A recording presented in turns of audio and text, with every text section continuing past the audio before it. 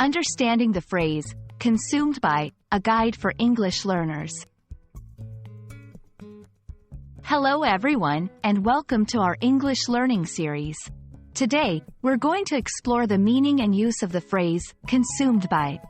This expression is commonly used in English, and understanding it can greatly enhance your language skills. So, let's dive in and discover the nuances of this interesting phrase. The phrase, consumed by, typically refers to being overwhelmed or fully engaged by an emotion, activity, or thought. It implies a deep involvement or absorption in something, to the extent that other things are temporarily ignored or forgotten. For instance, when someone says they are consumed by anger, it means their entire focus and energy are dominated by this emotion. To grasp the concept better, let's look at some examples. 1. Consumed by jealousy, he couldn't think about anything else. 2. She was so consumed by her work that she forgot to eat lunch.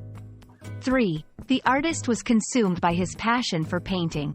In these examples, consumed by highlights a state of being completely absorbed or preoccupied by something, whether it's an emotion, task, or interest. Now, let's try using the phrase in some sentences. After the breakup, he was consumed by sadness. The scientist is consumed by her research on climate change. During the competition, the athlete was consumed by a desire to win. Notice how the phrase effectively conveys the intensity of the involvement or emotion. Understanding synonyms can also help you get a better sense of the phrase. Here are a few: engrossed in, preoccupied with, obsessed with, overwhelmed by. These synonyms can be used interchangeably in many contexts, depending on the tone and nuance you want to convey. I hope this video has helped you understand the meaning and usage of the phrase, consumed by. It's a powerful expression that can add depth to your English communication, especially when describing emotions or deep involvement in activities.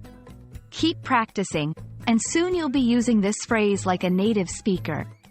Thank you for watching, and see you in our next lesson.